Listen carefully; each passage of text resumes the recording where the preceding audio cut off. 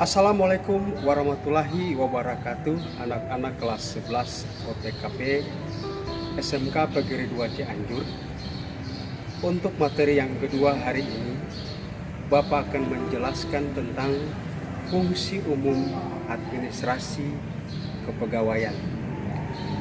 Kalau misalnya kemarin Bapak sudah menyampaikan tentang administrasi kepegawaian, apa itu pengertian dari administrasi, apa itu pengertian dari kepegawaian. Hari ini Bapak akan menyampaikan kepada kalian sekali lagi fungsi umum administrasi kepegawaian. Fungsi umum administrasi kepegawaian terbagi dalam 5 hal. Yang pertama adalah perencanaan pegawai.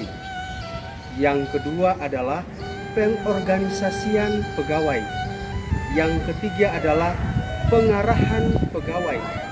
Yang kelima adalah pengendalian pegawai. Dan yang keenam adalah pengadaan pegawai. Yang pertama, kalau kita bahas tentang perencanaan pegawai, perencanaan pegawai itu didefinisikan sebagai proses penentuan kebutuhan pegawai pada masa yang akan datang berdasarkan perubahan-perubahan yang terjadi.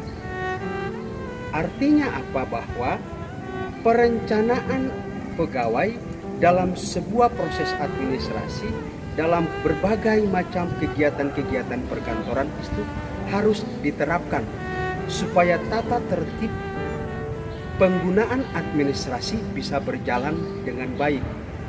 Yang kedua adalah pengorganisasian kepegawaian.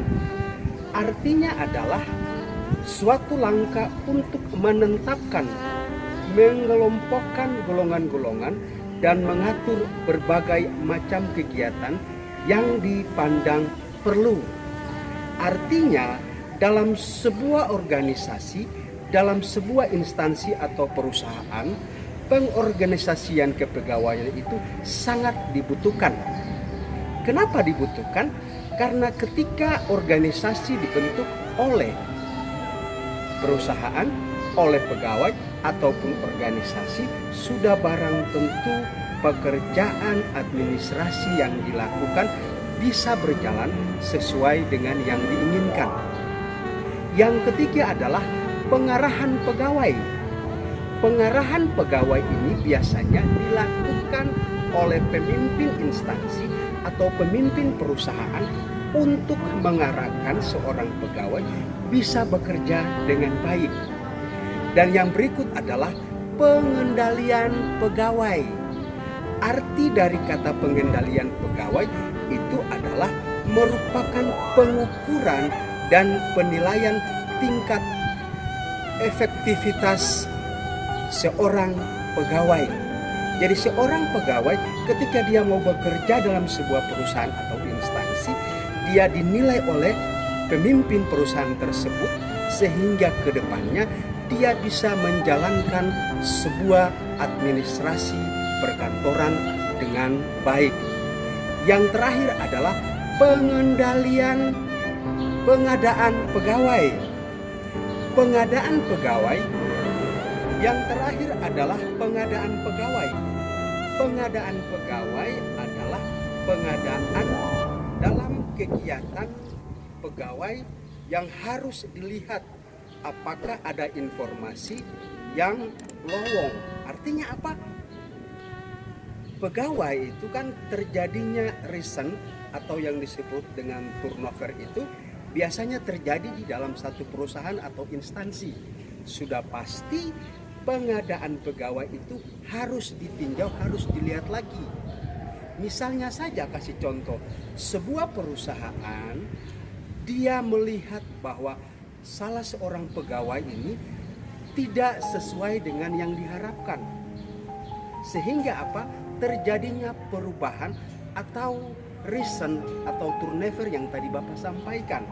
Kedua, anak-anakku sekalian, prinsip-prinsip administrasi kepegawaian.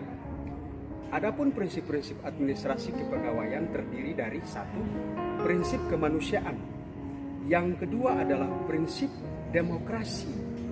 Yang ketiga adalah the right man on the right place. Yang keempat adalah equal pay for equal work. Yang kelima adalah prinsip kesatuan arah. Yang keenam adalah prinsip kesatuan tujuan. Yang ketujuh adalah prinsip komando. Yang kedelapan adalah prinsip efisial dan produktivitas kerja. Yang kesembilan adalah prinsip disiplin, dan yang terakhir adalah prinsip wewenang dan tanggung jawab. Itu prinsip yang Bapak sampaikan. Dari kesimpulan pembelajaran kita yang bisa Bapak ambil kesimpulan hari ini adalah sebuah perusahaan atau instansi membutuhkan yang namanya prinsip-prinsip administrasi kepegawaian, sehingga proses-proses administrasi ke depannya bisa tertata dengan baik. Yang kedua adalah fungsi umum administrasi kepegawaian. Artinya yang tadi sudah Bapak sampaikan, bahwa fungsi administrasi kepegawaian itu perlu diterapkan di dalam perkantoran atau perusahaan. Demikian pembelajaran kita hari ini. Semoga bermanfaat buat kalian semua. Assalamualaikum warahmatullahi wabarakatuh.